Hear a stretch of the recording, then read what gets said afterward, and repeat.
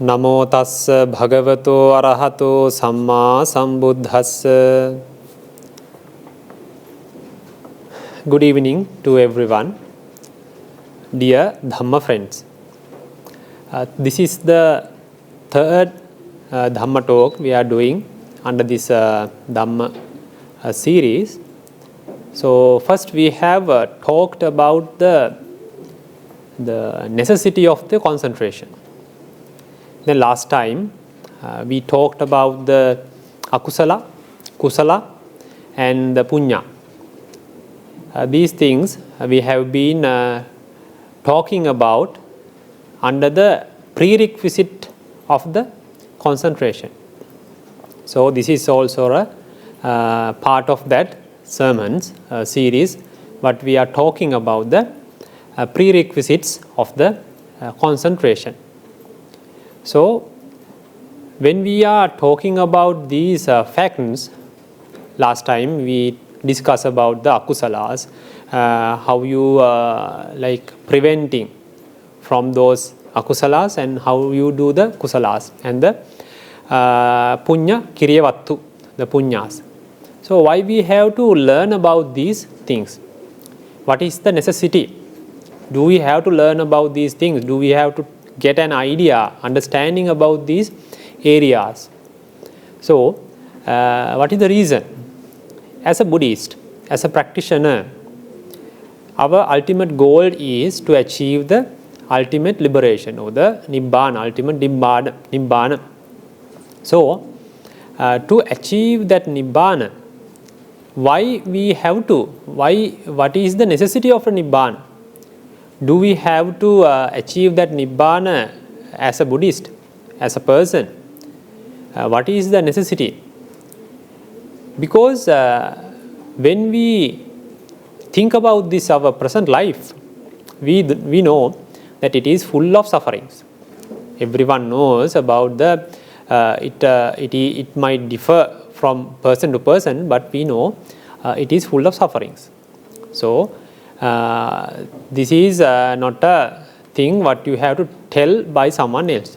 We all experience those kind of sufferings from the birth until we die, until we leave from this life. That is the truth. So what is this life? This is, there is no person, there is no a self or a soul or something. This is a non-self existence. What is the existence? What it contains? It contains the five aggregates. We call the rupakkhandha. We call the form. And the vedana, sanya, sankhara and vijnana. The feeling or the perception and the other mental formations and the consciousness. These are the five aggregates contains in this existence. There is no any soul, there is no any person, there is no any self. But we know there is an existence of these five aggregates. As a human, that is the existence of these five aggregates. So we know this human life is a place where we experience many kinds of sufferings. Even though we go to a divine world or a Brahma world, still it contains sufferings. We have to think about that. Divine world is a place where you have a very luxury life, comfortable life with so many facilities.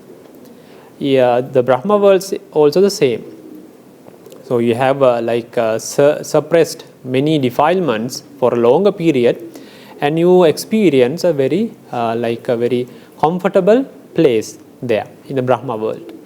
So even though you get a birth in this divine world or a Brahma world, still you are not free from suffering. Why? That is, that suffering is not, you have to describe or define by just the suffering by the feeling, by the body or by the mental suffering. Because wherever you go, there is the existence of this five aggregates. Sometimes it may be one aggregate only. Sometimes 4 aggregates. Sometimes 5 aggregates like what we have now in the human world, divine world.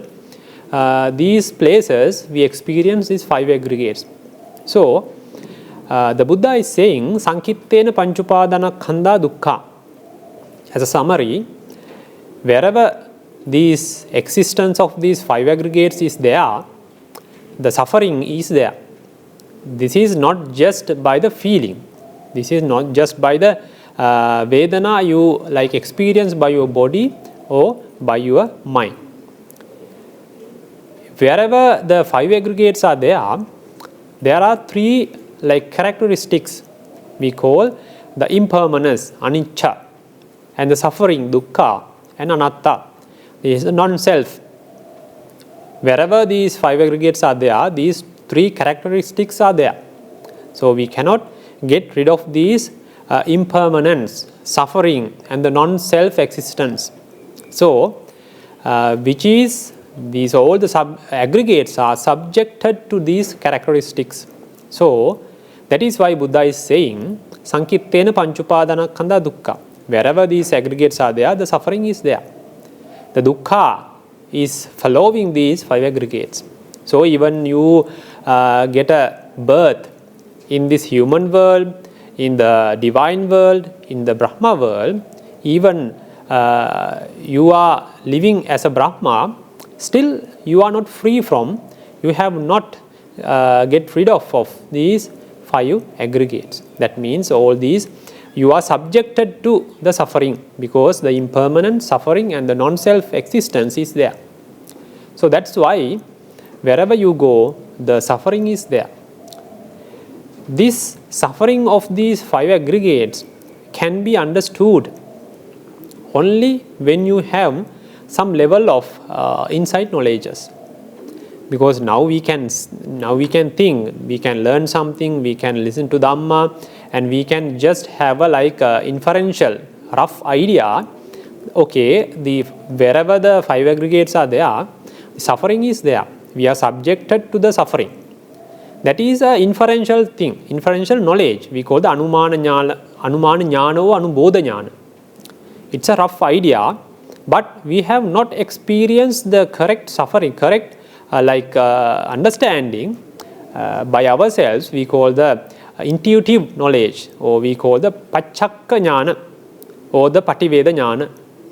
We are just thinking, okay, we are experiencing the suffering.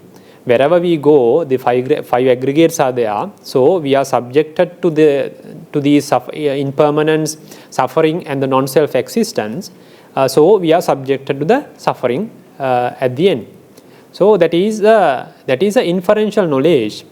But if you want to experience that thoroughly by yourself, by intuitive knowledge, by the Pachakka Jnana, you should develop, you should create something, you should achieve some insight knowledges, which is starting from the Udayava Jnana. We call the knowledge about the rising and the vanishing or the passing away. We call the Udayava Jnana. Starting from that Udayava Jnana, there are few insight knowledges we have to achieve step by step.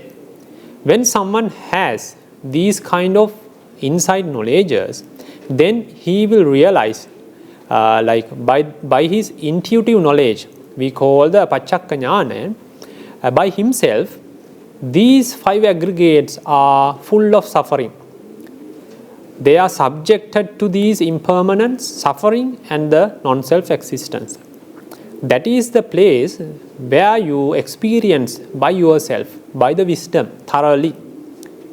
It is now you are not believing that thing because Buddha is said. Now you are experienced by yourself. Now you have a correct knowledge by your wisdom. Now you are believing that because you have experienced that. Wherever the 5 aggregates are there, these 3 characteristics are there. So those 5 aggregates we call the self, we call the me, we call the us. These all the existence are subjected to the suffering. Then only you can understand the liberation why we have to achieve a liberation, why we need a nibbana, why we have to focus on this nibbana, and we should do something effortfully to achieve that ultimate liberation. That is where we realize that it is the most comfortable state, or what we have to achieve to get rid of these 5 aggregates, because in the nibbana there is no any aggregate. Even there is a single aggregate in this nibbana, it is also subjected to the suffering. You are not, you will not get the relief from these 5 aggregates of the suffering. But in nibbana, in this ultimate liberation, there is no any single aggregate. It's a state we can become. So then when someone is having some insight knowledges by doing the insight meditation effortfully, then only he can it is also inferential knowledge, because you can intuitively you can achieve, you can experience a nibbana only by the noble paths. Before that you cannot achieve by your wisdom. You cannot have that nibbana before you generate the noble paths by your consciousnesses.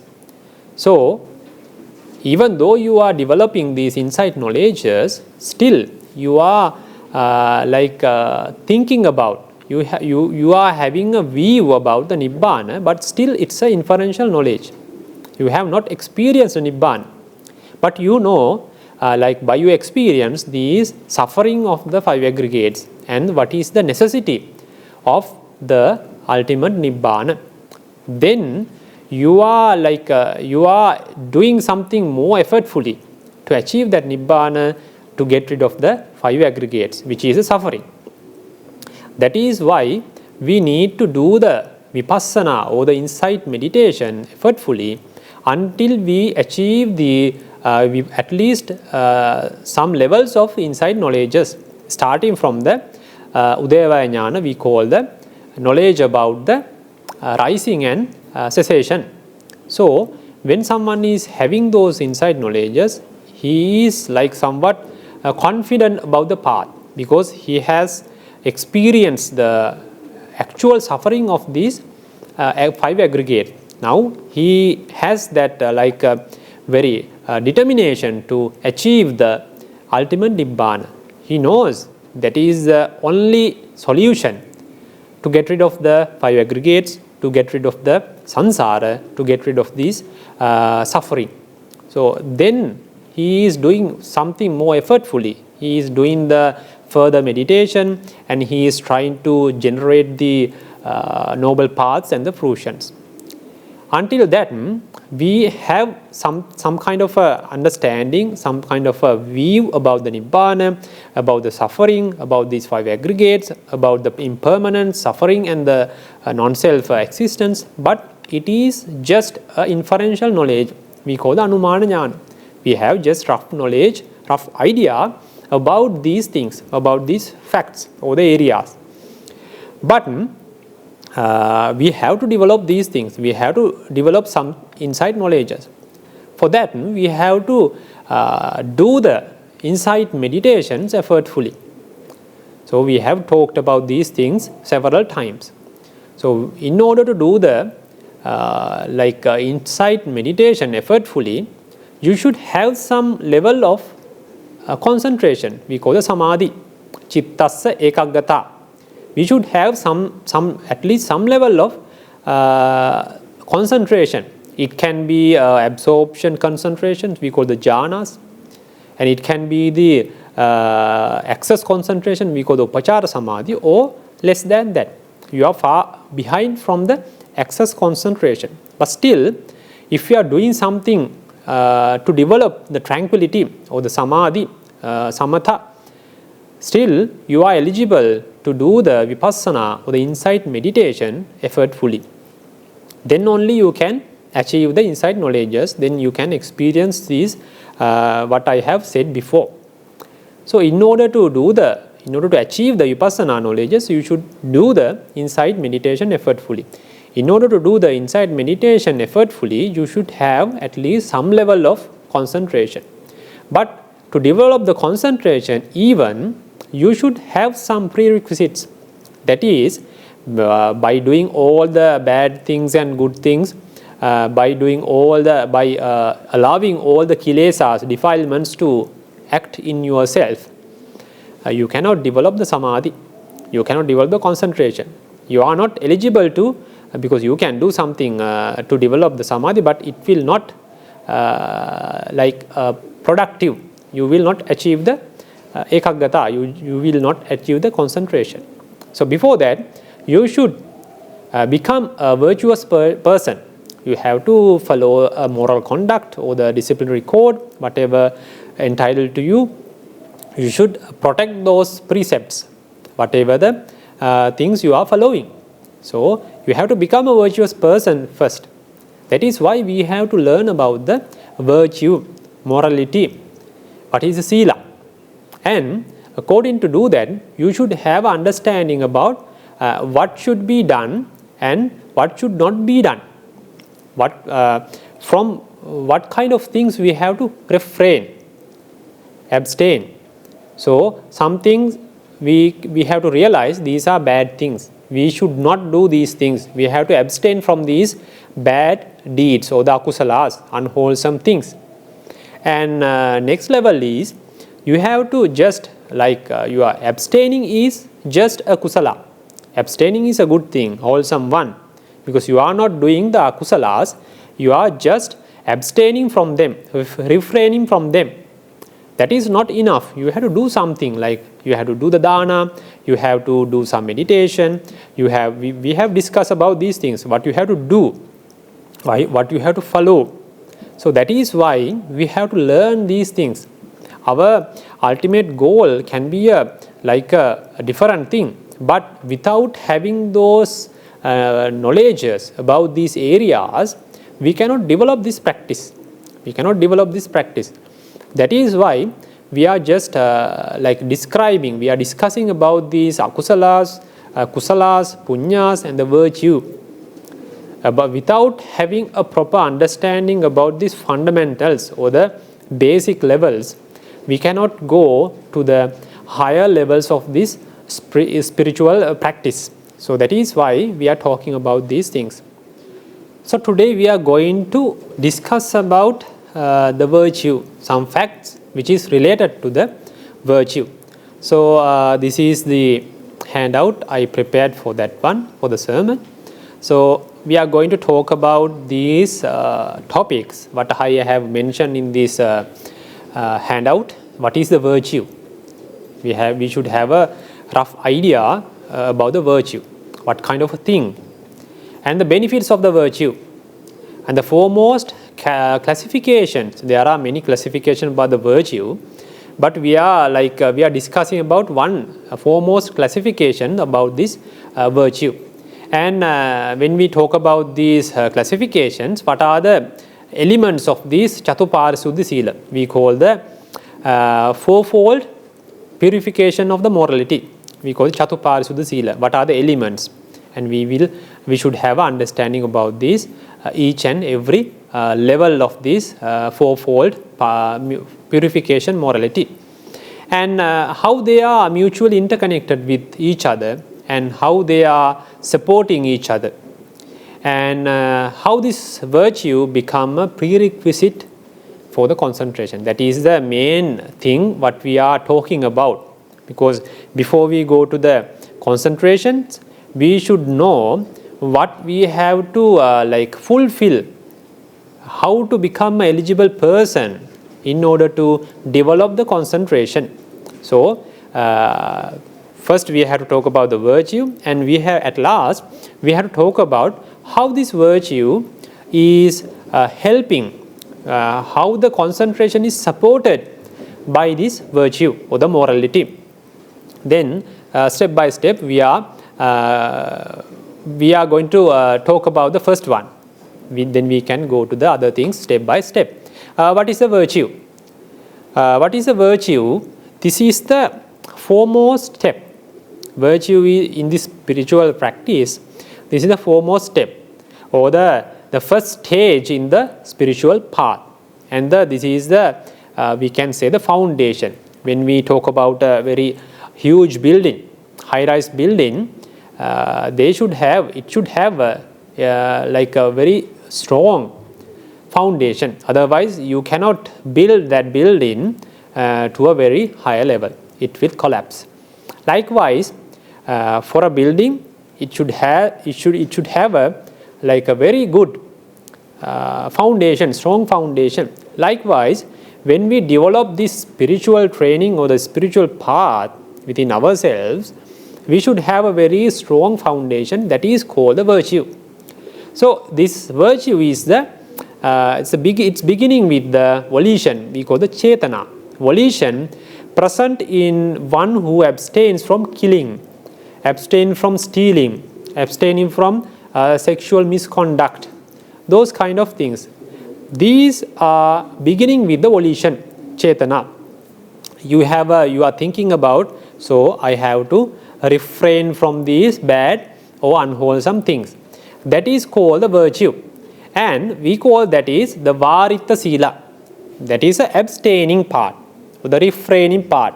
You are just avoiding some bad deeds or the unwholesome things. That is called the varitta sila. It is the one segment of this morality or the virtue. The other thing is one who fulfills the practice of the duties. The duties, we can say, the duties should be fulfilled towards the teachers, towards the parents, towards the colleagues. So there are many duties as a layperson or as a monk. There are many different duties. So we have to do these, we have to fulfill these things. We cannot avoid these duties, what we have to do. It is the necessity because we have to do these duties or responsibilities towards the other persons or the other segments in the society. So that is called the charita sila, what we have to follow. That is the one segment of this sila. The first part is abstaining part, and the second part is the doing part, what we have to follow. And there are few like perspectives we can see, we can understand, or we can analyze this sila or the virtue. Let's talk about few things about this, some perspectives. The first thing is the cetana sila. We call the virtue as the volition. Volition is a cetana. We are defining the sila. These are not just the classifications. We are just trying to define the sila.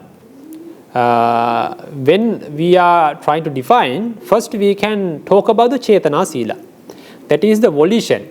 Virtue as the volition. We are defining the virtue by using the volition, one mental factor. The volition or the cetana present in one who abstains from killing, abstaining from the stealing, abstaining from the sexual misconduct, these kind of things. When someone is abstaining from these things, the cetana, that mental factor, arises within our consciousness.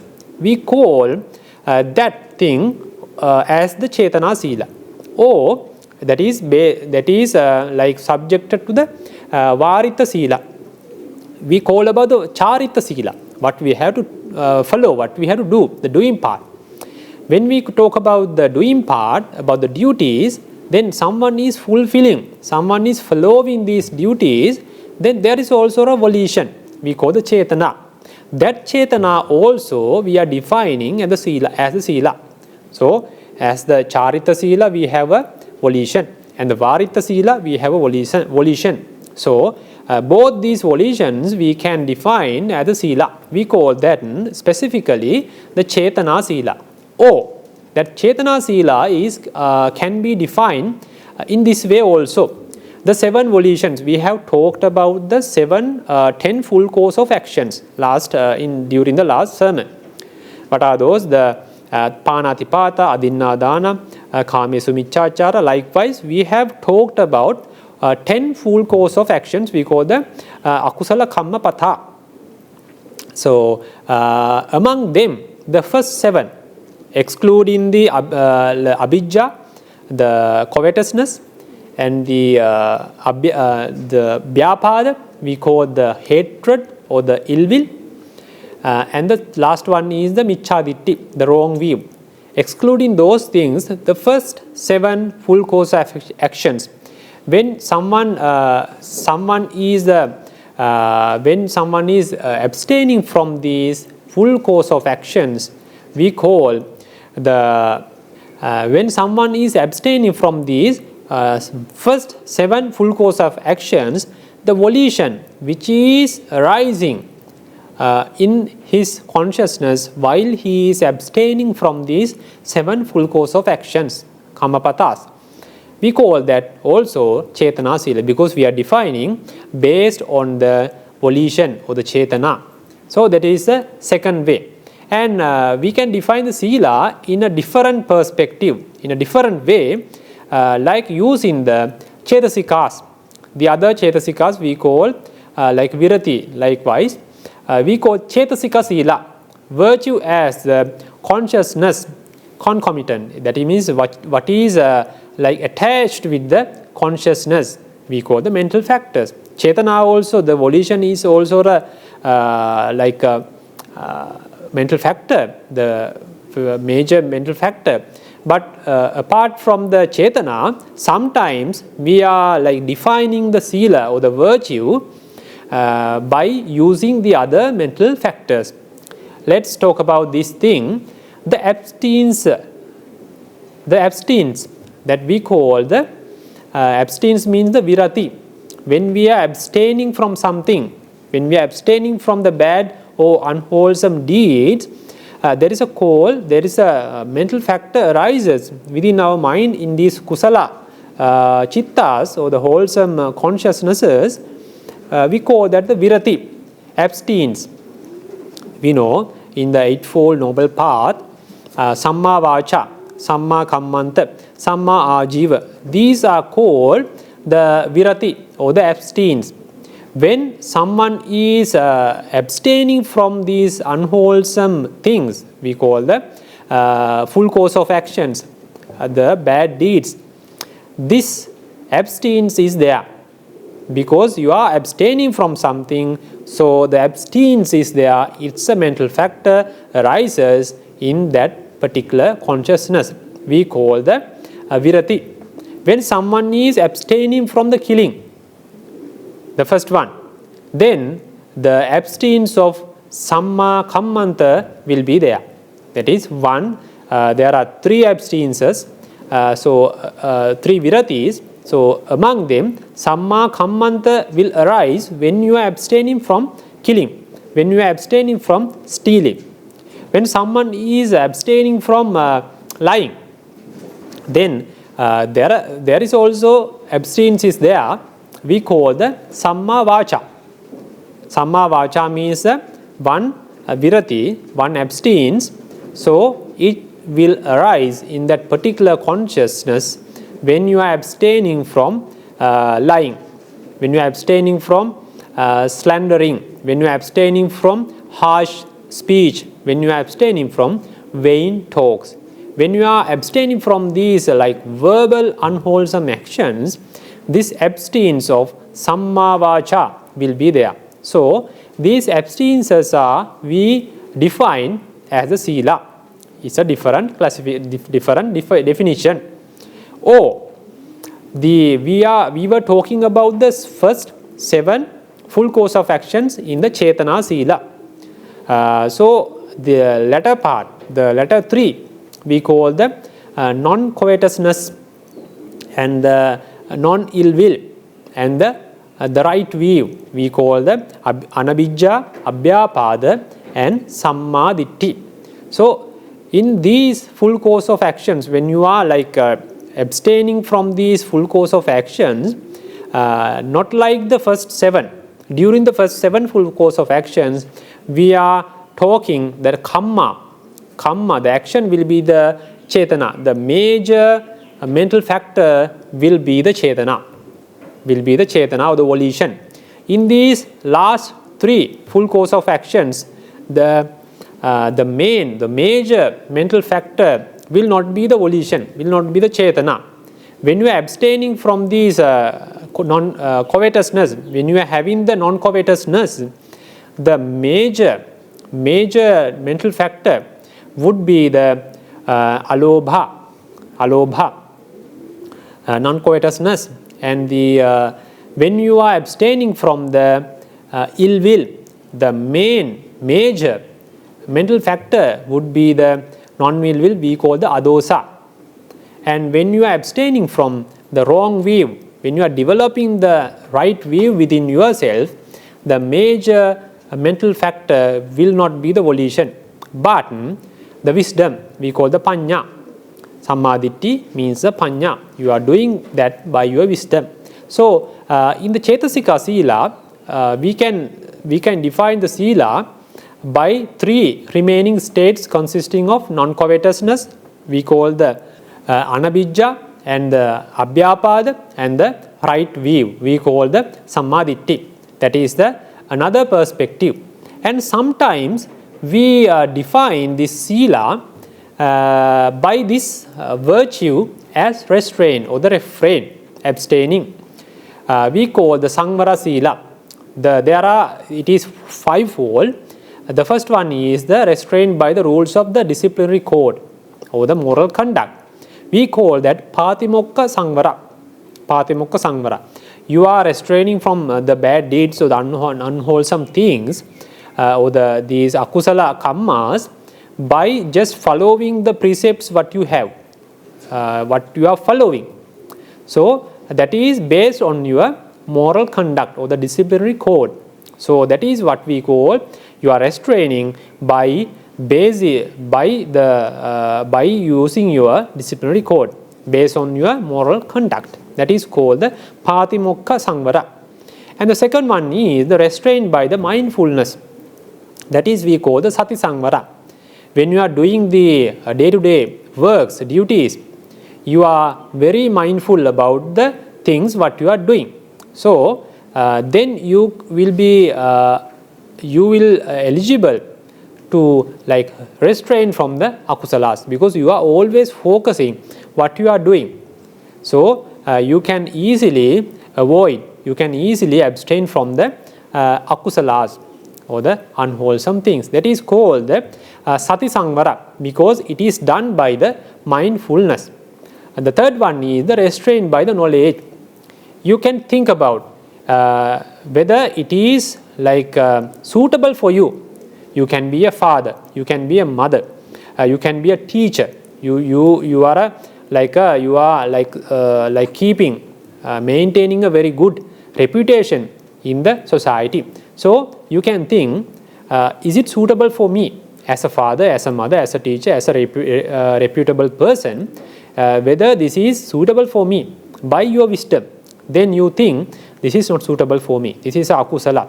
When the others get to know about these things, they will blame me, they will insult me, this is not suitable. So it will not be a good thing for my children, for my students, for my colleagues, for my relatives. So by using the wisdom, he tries to abstain, he tries to restrain from these bad deeds. We call that, because it is done by the wisdom, we call the jnana samvara, because restrained by using the knowledge or the wisdom. And the restrained by the patience. Sometimes if you cannot tolerate something not good, then you tend to do something bad. Because when someone is insulting you, when someone is using harsh words towards you, if you cannot develop the patience within yourselves, then you also try to speak some harsh words. You also try to do something by your body. So because you lost your patience. If you have the patience, if you can tolerate that situation, then you will not go to do these kind of bad things. Like you are not going to do something bad by your verbal actions or the bodily actions. So that is called, based on your patience, you are try to protect yourselves, you are trying to restrain from the bad deeds. We call that the Kanti Sangvara. Kanti means the patience. The fifth one or the last one is the restraint by the energy or the effort. Sometimes when the climate is not good, when it is very hot in that area, sometimes the other things, sometimes you may have some sicknesses, you have to tolerate these things sometimes. Otherwise, you tend to do the bad deeds because the environment or your health condition is not good, or the weather is not good, the climate is not good, because you cannot tolerate that situation in a proper way. Then you try to do something bad, try to do something unwholesome, because you couldn't tolerate that by your effort. Sometimes by deploying your effort, by developing your effort, sometimes you can abstain some unwholesome thing. You can restrain from these bad things or the akusalas. We call that is based on the effort. We call the virya. So this is called the virya sangvara. This is another perspective we can analyze the sila. And the last one, I'm going to talk about these definitions of the sila. We call the non-transgression virtue, which is based on the non-transgression. We know we all have these anusayas. We call the latent tendencies. We have the tanha anusaya, avijja anusaya, ditthiya anusaya, vichikiච්ඡa anusaya. They are like we can say they are anusayas that they are not coming to the emerging state, but those conditions are within ourselves. We call the latent tendencies or the anusayas, because they are not coming to each and every moment to our mind, because we are not a hatred person every time. We are not a very attached person every time. We don't have that doubtfulness in our mind all the day, because sometimes it comes and sometimes it vanishes. It arises and it will pass away, because we have not eradicate these things. We have not suppressed these qualities within ourselves. So we are with the latent tendencies. Sometimes based on the objects what we are taking from our faculties or the bases, we are taking we are dealing with the outside world. We are dealing with the external objects. So sometimes based on these external objects, based on the things what we are taking through these our internal faculties, we call the ayatanas, sometimes these latent tendencies comes to the emerging state. We call the pariyutthana, because these latent tendencies, the avijjanusaya, tanhanusaya, patighanusaya, they come to the emerging states. How they come to the emerging state? We will have a lobha mula chitta, a consciousness which is rooted with the lobha, with the craving or the attachment. That is the place, that is a moment where this tanha anusaya or the latent tendencies of that craving, which is coming to the emerging state, we call the pariyutthana. When you have a dosa mula chitta or consciousness which is rooted with the hatred, then that is the very moment where the patighanusaya or the latent tendency comes to the emerging state, because each and every unwholesome consciousness is it contains with the amoha, because avijja anusaya all the time when you have akusala chitta or the unwholesome consciousness, you are always the avijja anusaya, that latent tendency comes to the emerging state as the ignorance. So sometimes these attachment comes with the ignorance, sometimes the hatred comes with the ignorance, sometimes the doubtfulness. When you have a vichikiච්ඡa chitta, consciousness with the doubt, when you have that doubt feeling, then also the latent tendency of avijja, ignorance, and the latent tendency of vichikiච්ඡa, doubtfulness, which will come to the emerging state. So this emerging state is always happening.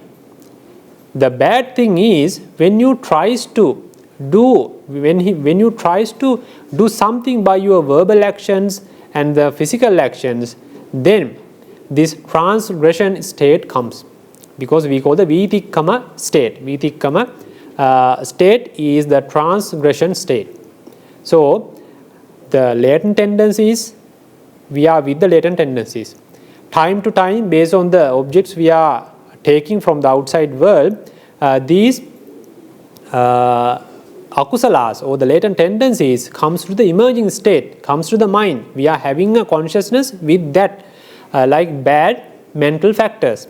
So the bad thing is, which violates your sila, which violates your virtue, is when you do something by your verbal actions, by your bodily actions, then it comes to the transgression state. If someone can, if someone can limit these emerging states within himself by not doing something by his body or by his word or the speech, then he is a virtuous person. Even a virtuous person can have these kind of emerging states. That is a normal thing. That is why we need to do some meditation to suppress these defilements, to avoid these defilements come to a emerging state. That is a different task, different process. You have to develop some kind of a meditation. By just having a virtue, just following a virtue, it will not stop these latent tendencies come to the emerging state. But you are protecting yourself by not doing these verbal bad deeds or the bodily bad deeds, by not allowing them to come to the transgression state. We call the vitikkama. So that is, then we call that person is a virtuous person. Even though he is having some akusala chittas within himself in the emerging state, until he did not do anything bad by his body or the speech, still we are like calling him a virtuous person. That is not an obstacle to like maintaining a virtuous life. So that is we call the non-transgression virtue, because you are just limiting these defilements within yourselves. You are not allowing them to come to the transgression state. That is the virtue as non-transgression. These are the definitions what we are talking about the sila. And the second one is, the next one is, what are the benefits of virtue? When you are maintaining a virtuous life, these kind of benefits you can experience within your life. What are they? To gain great wealth in the present life. If you are maintaining your life in a very good way, in a virtuous way, then you will experience very good wealth, very good facilities within your life, in this very life. That is the first benefit. The second one is to gain great fame and reputation. Because if you are a virtuous person, if you are refraining from the bad deeds and you are following disciplinary code and you are doing something good, then the others will get to know about your behavior. They all talk about you that he is a very good person, he is a virtuous person, he is not doing bad deeds, he is always doing good, wholesome things. So this kind of a reputation will be spreaded throughout the society. Everyone praise you, everyone respect you. That is the second benefit by maintaining a virtuous life. The third one is to be able to appear with courage and confidence in any public gathering. Because you are a virtuous person, so you know, I have not done bad deeds, because you are maintaining a very good life based on your disciplinary code. So you know, I have not done bad things, because I'm following a very good virtuous life and I'm doing these kind of good things.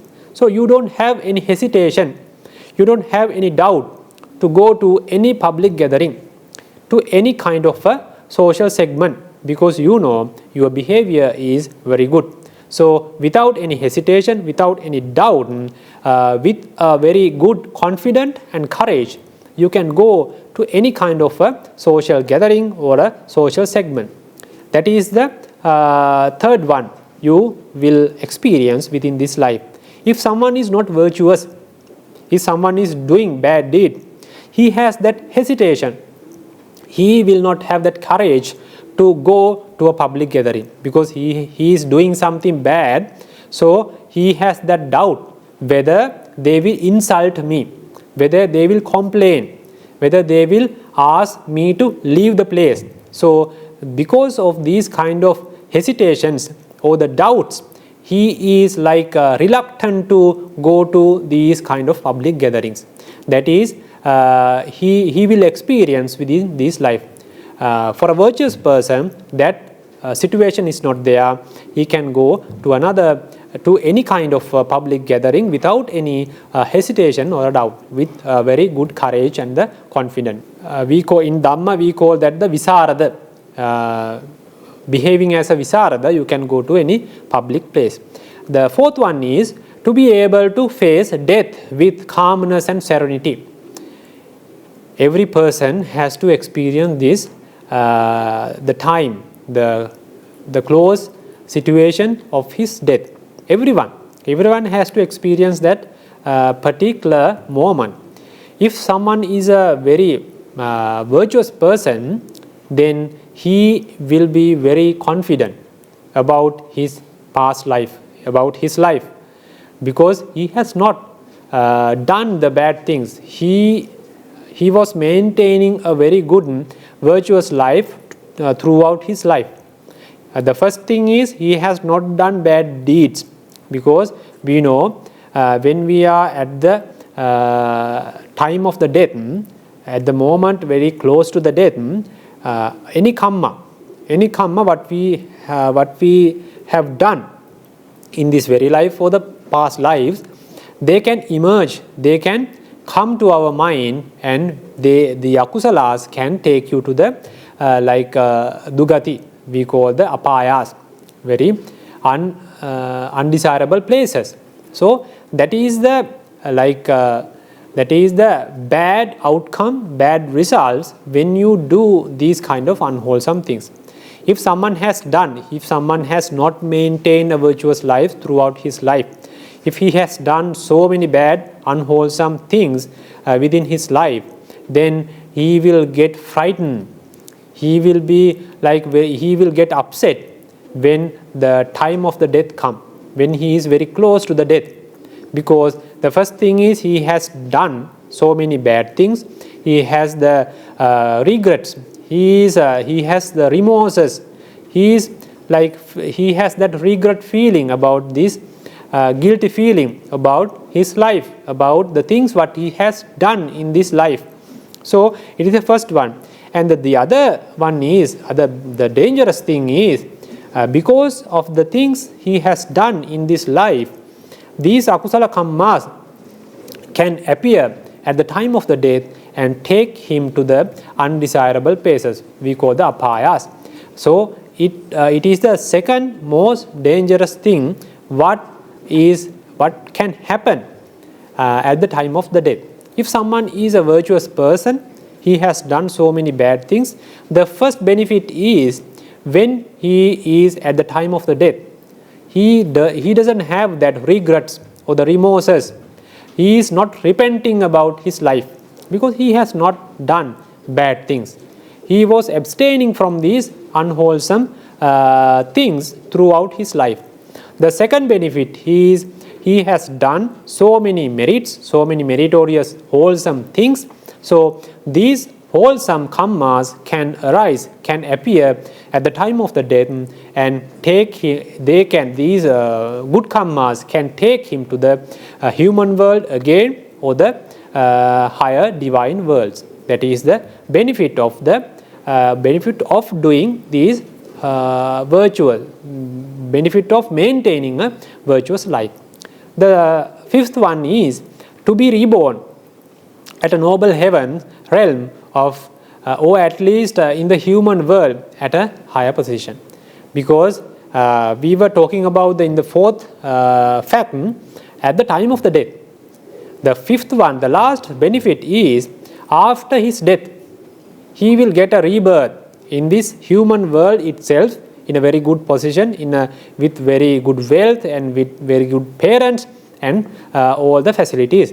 Or this virtuous life will take him to the divine world. This is the other benefit. So these are the 5 benefits or the rewards what a person can achieve or the experience in this life. Next we are going to talk about the foremost classifications of the virtue. So there are many, I said previously, there are many classifications about this virtue, but among them I have selected the foremost, the most important classifications about this virtue. That is fourfold classification. We call the fourfold purification of morality. It has 4 steps. We can talk about them. The first one is the virtue of patimokka restraint. Based on your disciplinary code or the moral conduct, you abstain from the unwholesome things and you follow the good things. That is based on the moral conduct what is followed by you. We call the patimokka sangvara sila. The second second category is the virtue of restraint of the sense faculties. We call the ayatanas. We are like protecting, we are guarding our sense faculties. By guarding, we are following, we are maintaining a virtuous life. The third one is, classification, the third segment is virtue of livelihood purification. Because to maintain our life, we have a family. Sometimes lay people have a family. The monks have to maintain have to find the foods, robes and the dwelling places and the medicine. The lay persons, they have so many requisites. They need dwelling places and they need a vehicle, they need a job, they need children. So they have to do some thing with their relatives. So many requisites are there. So anyhow, these requisites you have to earn by yourself. Okay, for a lay person, he has to do a job. He has to earn money. For a monk, he has to take them. He has to find these requisites through the devotees. So anyhow, this is a livelihood, because you have to find these things to maintain your day-to-day life. Because in order to maintain your livelihood, day-to-day life, you have to earn these things by using a good way, by using a bad way. That is based on your attitude. So if someone is doing something bad, in order to maintain his day-to-day life, in order to maintain a good life, if someone is doing something bad, we call his life or his livelihood is not pure. It is polluted. If someone is maintaining a good life by earning, by finding these requisites in a good way, by not doing the akusalas, we call that his livelihood is pure. We call that virtue of livelihood purification, Catupārisuddhisīla. The fourth one is virtue concerning requisites. The best word is contemplating about the requisites. You have earned those things, these requisites, in a very good way, because you followed a very good practice in order to achieve, in order to find those requisites. That is good. Your livelihood is pure. It is not polluted by the bad deeds. Even though you have to contemplate at the time of the consumption. That is called the Pacchaya Sannissita Sila. You have to contemplate about these requisites. Why I have to take these things? How do I have to consume these requisites? That is called Pacchaya Sannissita Sila. Then we have to talk about these each and every segment in this fourfold purification morality. So first one is the virtue of restraint with regards to the disciplinary code or the moral conduct. We call Patimokka Samvara Sila. When the virtue of discipline prescribed by the Buddha is called the Patimokka Samvara Sila. It can be differ from person to person. We can say for monks, it is the Upasampada Sila. The greatest or the highest virtue or the moral conduct, disciplinary code in this world, that is Upasampada Sila. It is protected by the by the monks. And the Samanera Dasa Sila, we call the 10 precepts, which is specifically entitled for the novices. We call the Samanera Dasa Sila. So it is for the novices. And for the lay people, the compulsory moral conduct is the 5 precepts, not less than that. But occasionally, time to time, they can observe the higher moral conducts like 8 precepts, 9 precepts, or the 10 precepts. Occasionally, when it is convenient for them, or when it is suitable for them, they can observe them and protect them. So it is based. It can differ. This Patimokka or the disciplinary code can differ from person to person based on his state or their attitude. So someone is like trying to protect or trying to maintain a virtuous life based on this disciplinary code. What is observed by them or what is followed by them is called the Patimokka Samvara Sila. We know it is because we have to describe all the precepts, all the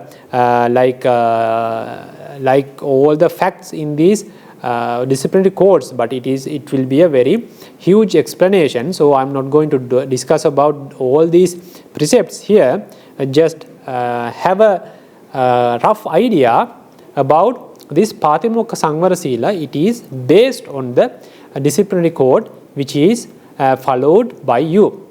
By using this disciplinary code, someone tends to try to achieve the purification of the morality or the virtue by using this disciplinary code because of the faith.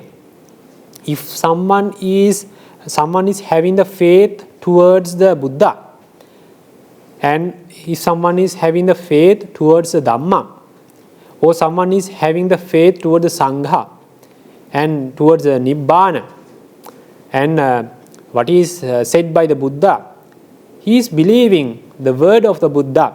Okay, there is a suffering. We have to get rid of these sufferings. And the Nibbana is the one and only liberation, what we can follow, what we can achieve in order to get rid of these aggregates or the suffering. So he believes, he has that faith, and he believes that ultimate liberation. He believes that in order to achieve that ultimate liberation, there's a path. Without achieving the path, without following the path, we cannot achieve the ultimate liberation. So based on that beliefs, he tries to observe any kind of a virtue or the disciplinary code, and he tries to protect those precepts, all these facts which consist in this disciplinary code. Therefore, the faith is the governing body, governing factor or the main factor which keeps going within this segment. Someone is observing a disciplinary code and someone is following based on the faith. Without having the faith in his mind, he will not observe, he will not accept any kind of a disciplinary code, because he is not believing there is a path. We have to protect the sila. We should become a virtuous person in order to fulfill the requirement of this spiritual path in order to achieve the Nibbana. So faith is the governing factor in this segment, in this Patimokka Samvara Sila.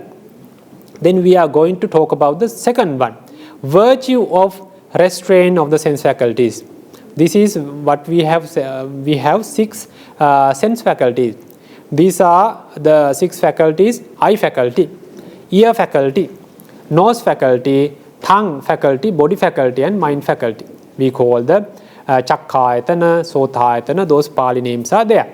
So, by using these faculties, we are dealing with the outside world or the external world. We are taking the outside objects, external objects through these faculties. From the eye faculty, we take the visible object, we call the Rūpārammana. And through the ear faculty, we take the audible objects. Likewise, through the nose faculty, we are dealing with the smells. By using the tongue faculty, we are dealing with the taste. We are feeling the tastes. And by using our body faculty, we are experiencing the tangible objects. And by using our mind faculty, we are thinking about some things. We call them the mind objects. So, through these internal sense faculties or the sense bases, we are taking these external objects. We are dealing with the external world. When someone is not protecting these internal sense faculties, whatever the visible object comes to the eye faculty, he takes it, and sometimes he will have some attachment towards this thing. Someone will have the craving towards this like a visual object. It can be with a mind, it can be a living being, it can be a non-living like physical object. Whatever the thing, when someone is not guarding, not protecting these internal sense faculties, these external objects can create some cravings or the objections. We call them he is not happy with the object what he is taking from the eye faculty. The same will happen to the ear faculty. When there is a audible object come to the ear, when someone is having a very good music, what he likes, then he will attach to it. He has that good feeling towards that audible object. When someone is hearing some harsh speech, when someone is insulting him by the word, when he hears, he will have a objection. Then he will have some hatred mind within himself. So if we are not guarding our internal sense faculties based on the external objects we are taking from the external world, that latent tendencies will come to the emerging state. Then sometimes they will come to the transgression state. Then our sila or our virtue will be violated. Our morality will be violated. So, without protecting our internal sense faculties, we cannot protect our disciplinary code, because since we are not protecting, guarding the internal sense faculties based on the external objects, the latent tendencies come to the emerging state.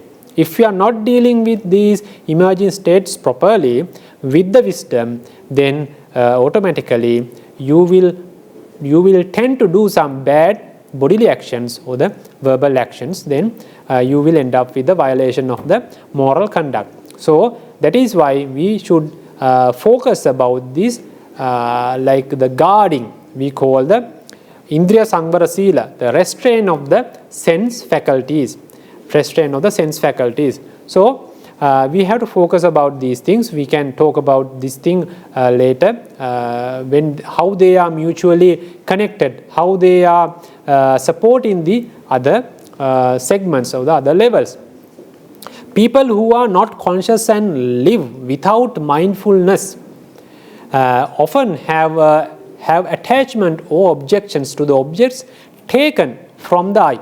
When we are talking about the eye faculty, they will have the attachment or the craving or the objection towards the objects. When he likes the external visible object, he will have the attachment or the craving. When he doesn't like the visible object, then he will have a hatred mind, objection. He will have a ill will about this the visible object. Clinging is the evil root called the lobha. Enmity is said to be the evil root called the dvesha. It is the what we use the terms according to Dhamma. If there is attachment or opposition to a certain goal, accordingly there will be a generation of negative thoughts. Because of that, the self-restraint virtue can also be broken.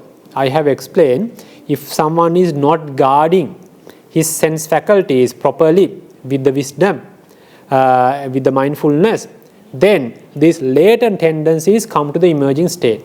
Because if he likes that object, the lobha anusaya or tanha anusaya come to the emerging state as the lobha cetasika, like the craving. If someone doesn't like that object, then if he is not that mindful enough to observe that object properly, then the patigha anusaya, the latent tendency, comes to the emerging state as the dosa. We call the objection, so or the hatred mind. So then someone is not handling this emerging state properly. First, he didn't protect the internal sense faculties. Then that is the reason to have that emerging state. If someone is not dealing with it dealing with this emerging state properly with the wisdom, then it comes to the transgression state. Then vitikkama happens and he will violate his disciplinary code. That is called by that is explained here. The self-restraint virtue can also be broken. The disciplinary code can also be broken. He will violate he is not a virtuous person anymore. He has to do the according things, the required things to have the purification again. Sometimes the lay person has to observe the 5 precepts again or the broken precept again. For a novice, he has to take the precepts again. For a upasampada monk, for a bhikkhu, he has to do the things which should be done to maintain the purity of the upasampada sila. So indriya samvara sila is to be mindful so as not to create vices, the bad things, based on lust and hatred in relation to the appearance perceived by the senses. That is, we have explained. What is the governing factor? The mindfulness. We call the sati. When you are dealing with the external world, when you are taking the objects through your internal sense faculties or the internal sense bases, that is the door. We call the eye door, ear door, and the mind door. These are the doors where the external objects comes to your mind. You are dealing the external world through these internal sense doors or the sense faculties. So when you are not protecting that door, anyone can come inside. In that door, you have to analyze when you take an object, whether this is a good one for me, whether this will help to emerge or the arises, to arise the latent tendencies to the emerging state. So you have to think about that. When you are like dealing with the objects, then you can, if you have understood that this object can lead to the latent tendencies to come to the emerging state, then you can avoid that object. That is the way you have to guard these sense faculties. Otherwise, any object can come into your mind, then they can violate, they can pollute, they can take the latent tendencies to the emerging state very easily if you are not mindful enough. So that mindfulness, the sati, that mental factor is the governing body or the main role in this indriya samvara sila. So if someone is if someone has developed with the mindfulness, so he will have a very good Indriya Samvara Sila. When the Indriya Samvara Sila, or the restraint with the sense faculties, then it will be helpful to maintain a very good level of the moral conduct. Then it will support to get the good level of moral conduct. He will be a virtuous person. The third one is the virtue of livelihood purification. We call the Catupārisuddhisīla. For monks, it's a different things. We can talk about the lay people. For lay people, Catupārisuddhi is refrain from the bad occupation. That is the foremost thing, because every lay person has to follow some kind of occupation to earn money, to achieve these requisites. So in order to do that, for lay people have to have a occupation. Those occupation, foremost thing is he has to refrain from the bad occupation. What are the things Buddha admonished not to do for a lay person? The first one is there are 5 bad occupation admonished by the Buddha not to do for a lay person. The first one is the business in weapon, that is the sattavanijja, and the business in human beings, like you deal with the slavery, and the business in the meat, business in intoxicants, and business in poisons. Those things are harmful for the others. Those things are related with the akusala kammas. So Buddha is admonishing the lay people not to do these kind of occupation, because they are obstacle to maintaining a good, meritorious or a virtuous life. So the foremost thing is you have to avoid these bad occupation first, as per the Buddha's admonishment. That is also Catupārisuddhi. Even though you are following occupation, you are doing occupation which is not related to these 5 bad occupations, because not related to these things, not combined with these any kind of a bad thing. You are doing a very good occupation in order to earn money, in order to maintain your day-to-day life, in order to provide the requisites what you need. But even though you are practicing, you are doing a good occupation, sometimes you can do something bad, like you can do the bribing, you can do some frauds, you can made bad wrong documents. So these things can be done in order to achieve, in order to earn some more money. Even though you are not doing this bad 5 occupation, even though you are doing a good occupation, while you are doing this, sometimes you may experience there are some places you can do something bad in order to earn some money more. You have to refrain from these also. Otherwise, your Catupārisuddhisīla will be polluted, will be violated. Even though he is doing a good occupation, which is not included in these 5 categories, he should not do the unwholesome deeds like bribing, slandering, frauds, scams, etc. There are many things you can do bad in order to achieve, in order to earn some more money, or to get a higher position in your institute or the company. So they should not be done, because your Catupārisuddhisīla will be violated.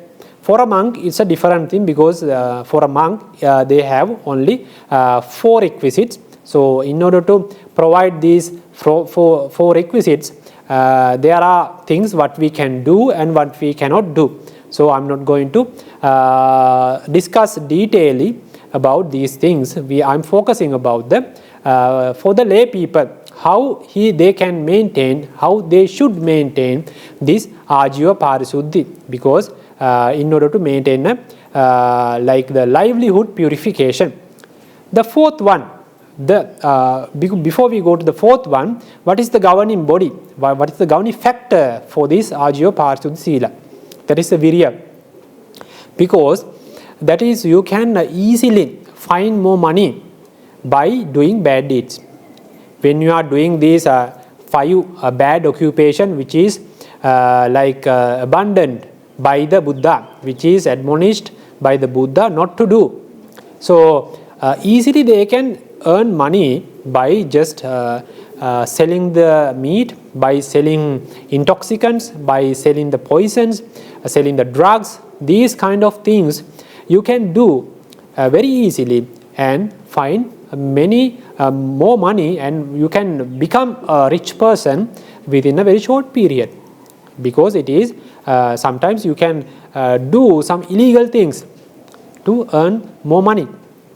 So if someone is not doing this bad occupation, only he is following a good occupation, and during this occupation he is not doing any bribing, doing frauds and preparing bad documents, scams and slandering to get higher positions. He is not doing anything within this occupation. It is very difficult, because he is not having more money. He is having only the very little kind of money as the his what you call from the company. That is not enough. Sometimes it is not enough for him to maintain his life. He may have several kids, and he may have a very bad situations in his family, in his house. He has to develop, he has to construct a house, he has to pay other rent bills, other bills. He has to undergo many difficulties during his personal life. But still, he is maintaining a good purification level for his livelihood. It is based on the effort. If he loses this effort, he tends to do bad things just to earn more money, just to take a higher position in the company. This is what we call the base on the effort. Without effort, you will tend to do some bad things within this livelihood, within this process of earning money. So that is why this Ajivapārisuddhisīla, or the purification of the livelihood, is based on the governing factor will be the virya, or the effort, or the energy. The fourth one is the virtue of concerning, or the contemplating about the requisites. We call the paccaya sannisita sila. By using the wisdom, contemplate about the requisites at the time of their consumption. Because now you have gathered, you have accumulated the requisites, what you want, what you need for your day-to-day life. That's okay. You have not done any bad thing in order to accumulate those requisites, in order to fulfill these requisites. You have done a very pure thing, you have maintained a purification level of your Ajivapārisuddhisīla. Your livelihood is pure. But even though you have not done anything bad in order to provide or fulfill these requisites, but at the time of the consumption, if you are not contemplative enough, if you are not using the wisdom at the time of the consumption, sometimes, let's take an example, when you are eating something, if you are not contemplating about this requisite, why I have to eat this thing? What is the main purpose of having food? Just to maintain my life, just to have a healthy body, healthy condition in my life, just to quench my thirsty or the hunger. These are the main requisites, main goals. What you have to take food. These are the needs. These are the things you have to focus when you are taking the food for your requisite. If you are not contemplative enough, you are not thinking about the actual need, actual requirement, why you need to take food. So then you will be focusing not about the real requirement, not about the maintaining life, not about maintaining a healthy body and mind, not about maintaining a very a strength in your body and like quenching your thirsty and the hunger. You are not focusing about this main requirement, actual requirement. You are focusing about the taste. You are focusing about the amount what you can eat. So like with the craving, with a greedy mind, you tend to consume these food. Then the akusala chittas, the lobha, the craving, attachment will come to your mind. So you are consuming these requisites by using the akusala chittas. That is not a good thing. So you have to contemplate about these things. Otherwise, even though your livelihood is a pure one, is a good one, but if you are not protecting, if you are not contemplating about the real requirements of these requisites, then you are dealing with the akusala chittas at the time of the consumption. Then it is a not good thing, and your purification of this pacchya sannissita sila, the virtue of concerning requisites, is not pure. It will be violated. That is why I have mentioned, by using the wisdom, contemplate about the requisites. But you have to contemplate, you have to think about what are the real requirements to use these requisites. What are the real needed things what I have to fulfill by using that particular requisite. They can be food, they can be clothes, they can be like the other medicines, they can be dwelling places, they can be a transportation facilities. So these everything you can contemplate at the time of the consumption, at the time of the accumulation. So in these both situations you can contemplate about the real requirements of these requisites. At the time of their consumption, then the use of the requisites is purified by the reflection, by the contemplation. What is the governing factor in this part, in this concerning requisites or the contemplating part? That is done by the wisdom. We call the panya. Because without using the wisdom, you cannot focus about the real requirements of these requisites. Then, without using the wisdom, when you are trying to consume these requisites, food, clothes, dwelling places, medicine, whatever the requisite, then you tend to focus about the other unnecessary perspectives or the things like the taste, like the color, like the social reputation. These things you are trying to focus, then you are like the latent tendencies come to the emerging state, then you are consuming these requisites with akusala chittas. That is not a good thing. That's why the wisdom is needed. The governing factor for this pacchya sannissita sila is panya, wisdom. If you are using the panya, if you are using the wisdom, if you are contemplative enough by using this wisdom, then you are not dealing with the requisites with akusala chittas. Always the wisdom get the main role, enact, and wisdom will not allow akusala chittas to arise at the time of the consumption. So these are the four main segments in this fourfold purification morality. So we have discussed all the things, all the four segments in this fourfold path. Then we are trying to discuss about the mutual connection, how they support each other, each segment between these four factors or four segments. How we understand about this thing. When something is done, when let's talk about from the fourth one, the dealing with the requisites at the time of the consumption.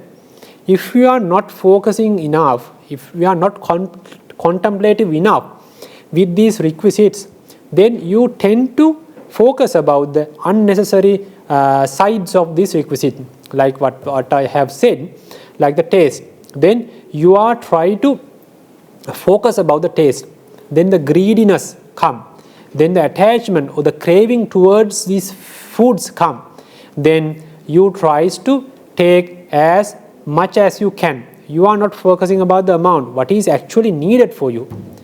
You are focusing about the taste, and you try to grab, you try to eat as much as you can, because you are try to consume more, the amount will be higher, because sometimes it will be uncomfortable when you finish your meal, because you are not contemplating about the real amount what is needed for your existence, what is needed for your actual requirement. So you are focusing about the greediness or the taste, then you are trying to take more food and beverages to fulfill your greediness.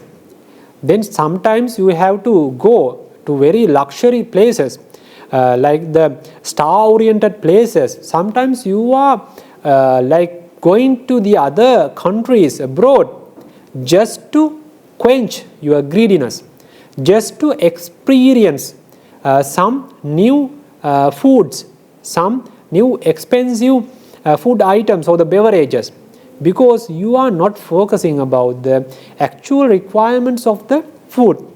What is the actual requirement to maintain your life, to maintain the healthy standards or the healthy condition in your mind and the body. You have to maintain your strength in your body in order to do the day-to-day life, and just to quench your thirsty and the hunger.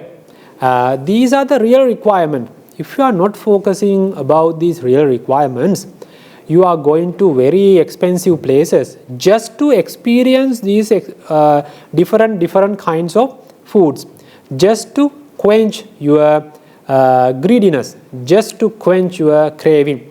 For those kind of requirements, then you need more money, because when you want to go star-oriented places, hotels, just to experience some new categories, new kinds of foods and beverages, you need to earn some more money.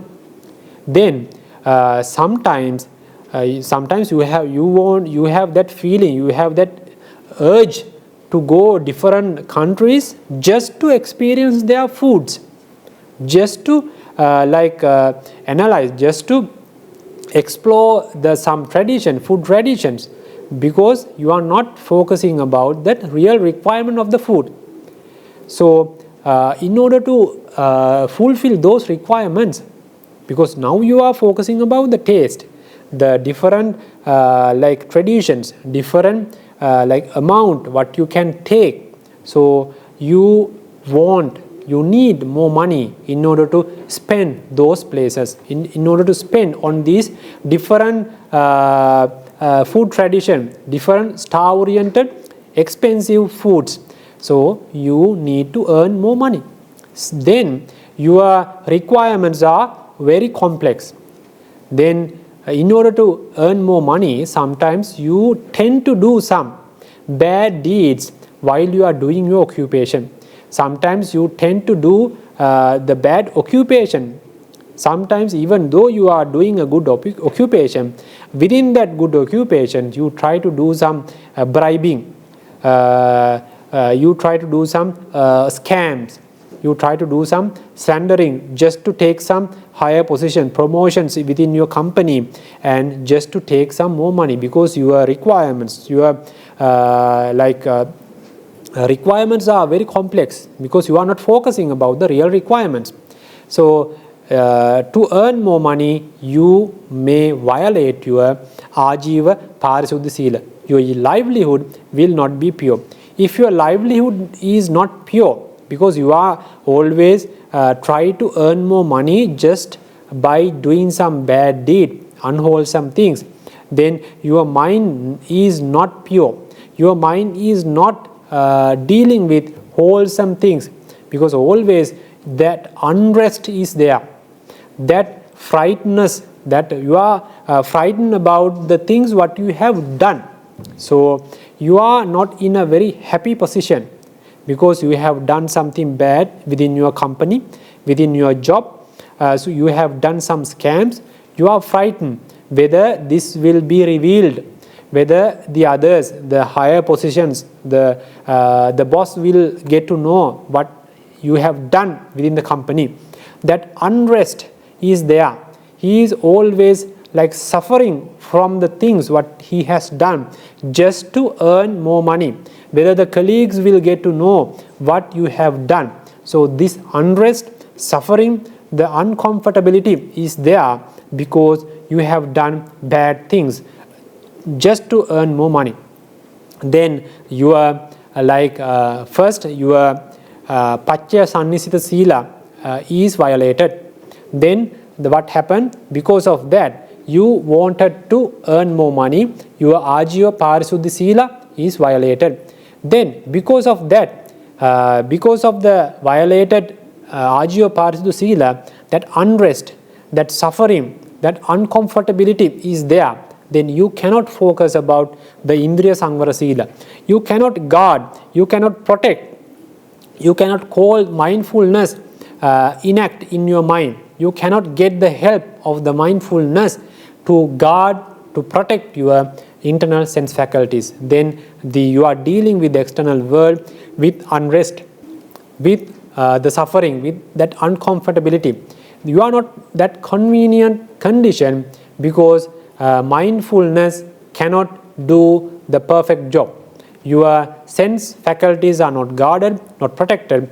Any defilement can come because of the objects you are dealing with, the external world. Then at the end of the day, your Indriya Samvara Sila will also be violated. Then what would happen when the violated Indriya Samvara Sila is maintained? Your disciplinary code is in a danger state because at any time you can do some bad deeds or the verbal unwholesome things, and your disciplinary code, because the Patimokka Samvara Sila, will be violated.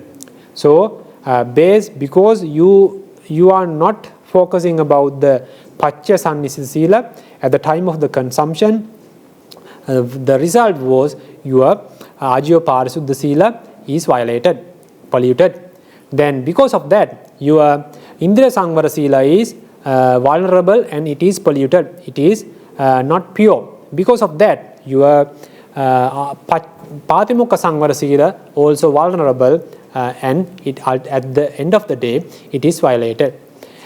If you are focusing about the real requirements of your requisites, what you are using for your day-to-day things, then you are wise enough, you are contemplative enough about the requisites, what you are dealing, what you are using.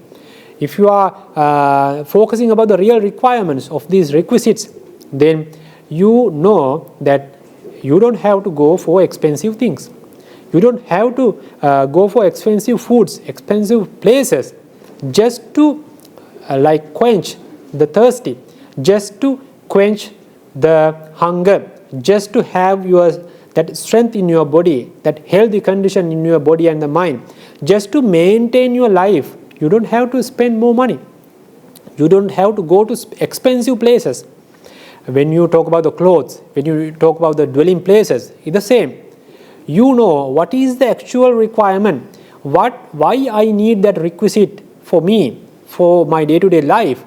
So he is contemplating about that requisite. Okay, that is the real requisite. So I don't have to spend more money about this thing because actual requirement is this. So I don't have to spend much thing. I don't have to go for expensive things in order to quench, in order to fulfill my actual requirement. Then his life is very simple. It is not a very complex things. Then he can easily avoid the bad things when he is doing the livelihood. He not tends to do the bad things or the unwholesome things while he is doing a bad occupation, because he has that happiness. He had that simple lifestyle within himself, so that at a very low level of income, he can survive, he can maintain his life. So he will not tend to do bad things while he is doing his occupation. Then because he had the good level of the Pacchaya Sannisita Sila, then his like what we call the Ajivapārisuddhisīla, the livelihood will be pure. It will not be violated. It will be protected by the Pacchaya Sannisita Sila.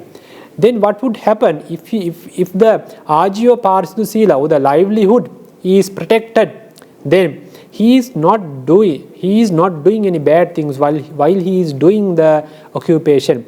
He doesn't have that unrest. He doesn't have that suffering. He doesn't have that doubt about his occupation. He has that courage or the confident happiness within his mind. So he can focus about his internal sense faculties while he is doing day-to-day things, day-to-day duties, while he is doing the occupation, while he is dealing with the family, while he is dealing with the other social segments. So because he is a very happy person and he doesn't have that unrest, he has that calmness in his mind, so he can focus, he can let the mindfulness to do the job, to guard his internal sense faculties. So by having a very good level of the purification level of the livelihood, automatically then he can he can maintain a good level of sense faculties. He can achieve the virtue of the restraint with regards to the sense faculties. When he has a good level of Indriya Samvara Sila, then always he is trying to deal with the external world with the mindfulness. Then automatically there is a very good protection for the disciplinary code. He can maintain a very good moral conduct. He can maintain the morality or the virtue in a very good level, because always he is mindful enough to deal with the external world. With the whatever the object comes through these internal sense faculties, he will not tend to do the bad things by using his body or the verbal actions. Then at the end of the day, his Patimokka Samvara Sila will be protected. Those are the mutual connections in between these four segments. So concerning requisites is governed by the wisdom, and it helps to improve the livelihood purification I have described. Livelihood purification is governed by effort, and it helps to improve restraint of the sense faculties.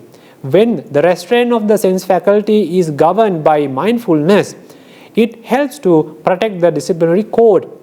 Protecting of the disciplinary code, because the Patimokka Samvara Sila, when it is governed by the faith, and then the virtue will be pure. That is how these each and every segment supports to the previous segment, how they are mutually interconnected in order to have a very good level of the morality.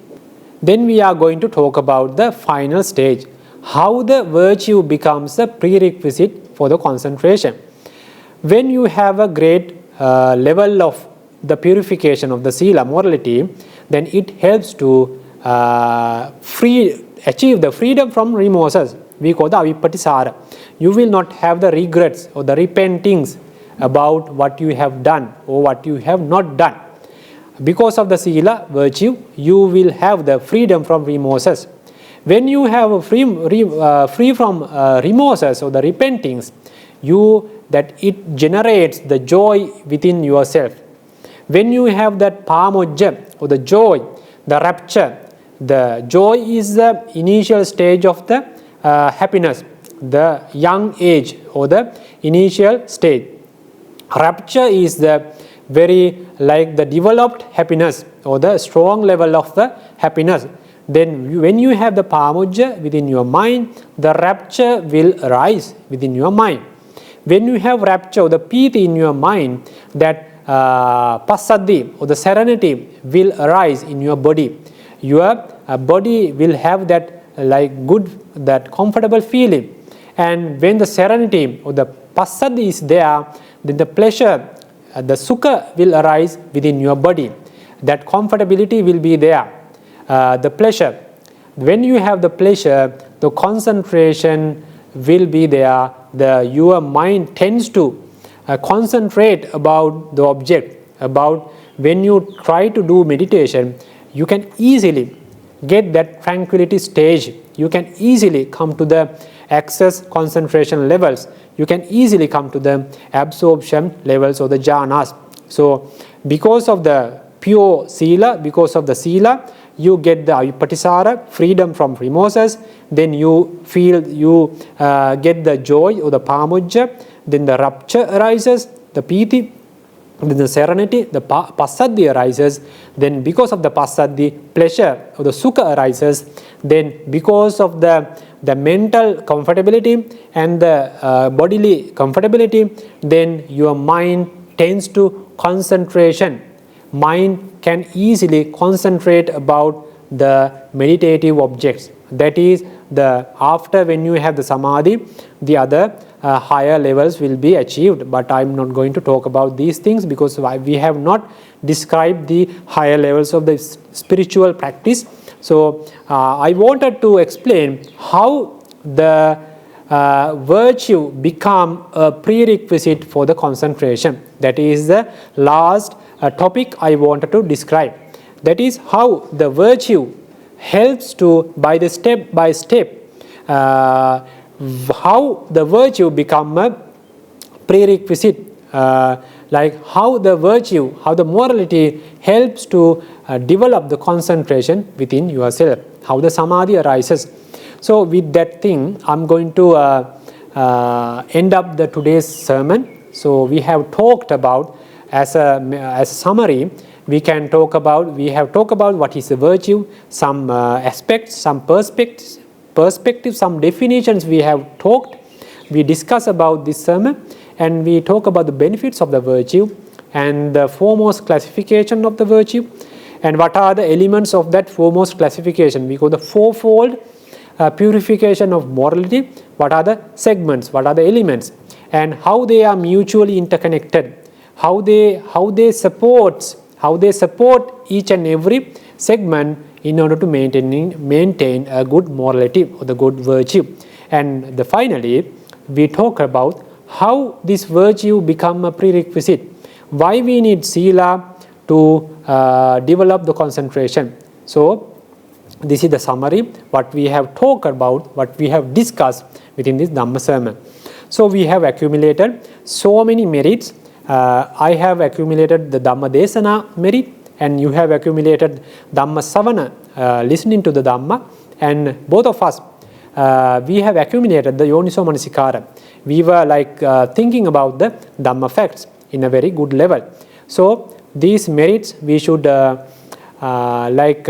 send, we can transfer these merits to our teachers who ordain us, to our parents, and other teachers who are teaching our Dhamma, teaching us the Dhamma. So all these merits may be a very good and strong cause to achieve their wishes and the ultimate Nibbana as they expect to achieve. And also we should transfer these all the merits to our relatives, to our friends who have passed away and who are expecting these kind of merits. May they rejoice these merits, and may this will be a good cause to achieve their ultimate liberation as their expected ways. And also we should transfer these merits to all the devas or the brahmas who protect us, who protects you and who protect this Sambuddha Sasana and the world. And may all these merits, may all the devas and brahmas rejoice these all the merits, and may they have good desirable results, and may this will be a great cause for them to achieve the expected paths and fruitions and ultimate Nibbana. And finally, I would like to wish all you, all the listeners who have joined for this Dhamma sermon, and may you all have these merits in order to achieve a desirable results in this very life, and have a good, healthy mind and body in order to practice this Dhamma within this life. And may these merits will be a great cause to achieve the desirable lives until you achieve the ultimate Nibbana. And may these all merits will be a great cause to achieve the expected paths and fruitions and achieve the ultimate liberation or the ultimate Nibbana for all of you. And may all you have the blessings of the triple gems.